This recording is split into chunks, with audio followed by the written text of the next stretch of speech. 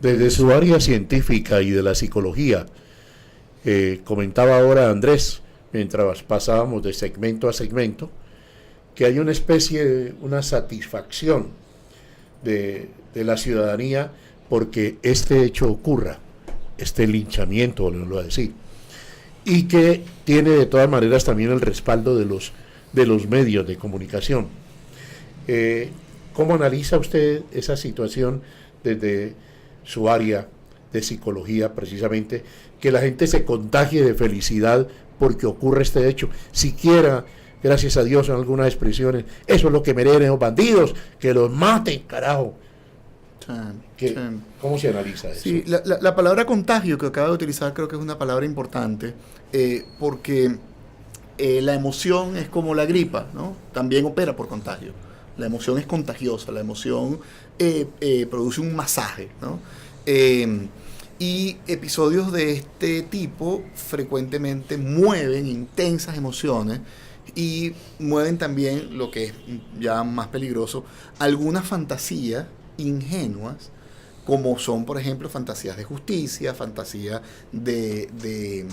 fantasías de logro social, fantasías que no son otra cosa que espejismo e ilusiones, ¿sí?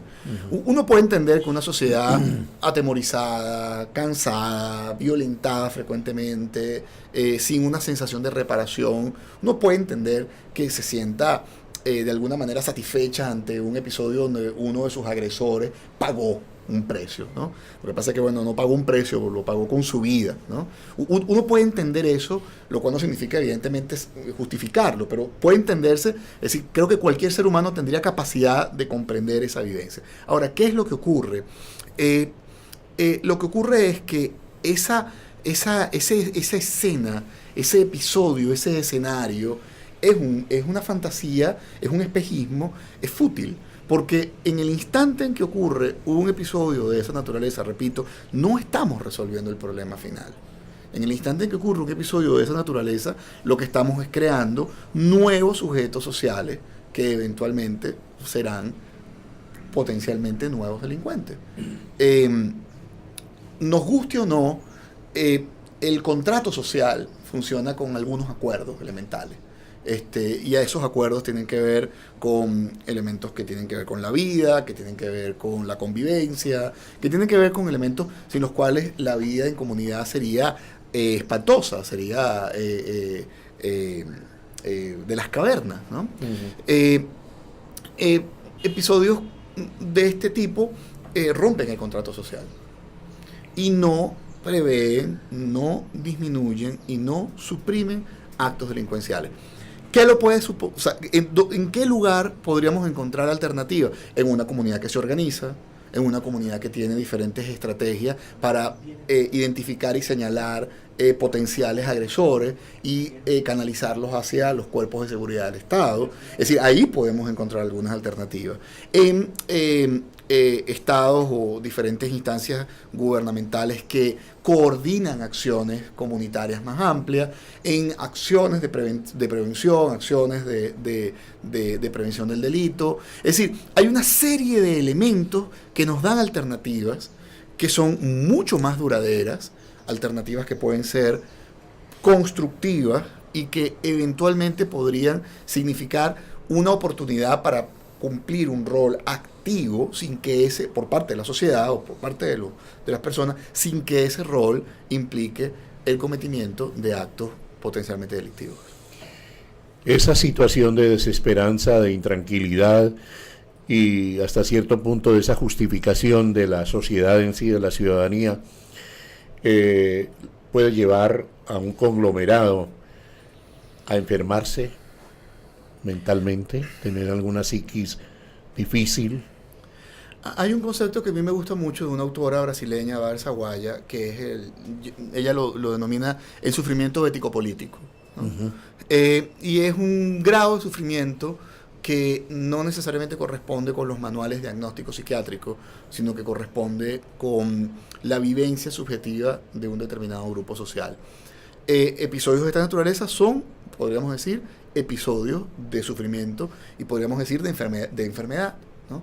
No en su sentido clínico, porque no hay una patología social que lo describa, pero sí en el sentido de mostrar las limitaciones que podemos tener como sociedades para un desarrollo sano y armónico.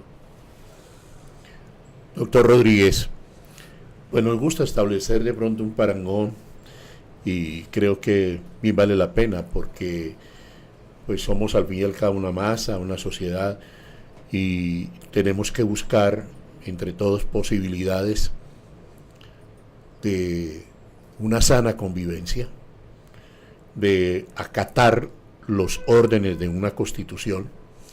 Yo le pregunto, ¿hacia dónde debemos mirar, digamos, de algunos países donde estas situaciones de un linchamiento así y la justicia por su propia mano no obra? ¿Qué podríamos, no sé, copiar, mirar y de pronto aprender de esas sociedades? Sí. Lo primero que sistemáticamente encontramos es que en la medida en que hay mayor equidad social, hay menores indicadores de diferentes formas de transgresión. Es decir, las sociedades, mientras son más prósperas, tienden a ser sociedades donde hay menores episodios, por lo menos de esta naturaleza, ¿no?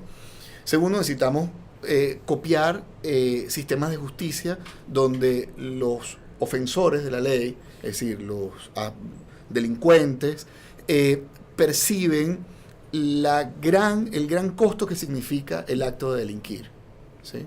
Es decir, me estoy refiriendo concretamente al asaltante que, bueno, pues a plena luz del día puede sacar un arma blanca o una pistola y hacerlo de forma más o menos tranquila porque hay una probabilidad de impunidad razonablemente alta, ¿no? Es decir, necesitamos ser países donde la impunidad no sea una sensación que pueda jugarse como una alternativa en el tablero, sino que sea muy poco probable. Y necesitamos sociedades donde las comunidades organizadas, de forma organizada, puedan de alguna manera contener actos que tengan potenciales peligros para su sobrevivencia. De la comunidad, Paola Mayor nos dice un tema bastante interesante. Doctor, apenas unos segundos tenemos. La inequidad en estos países en vía de desarrollo se va a demorar un tiempo. Vamos a tener unos procesos. Pero si miramos el orden constitucional, la justicia debe imperar. Sí.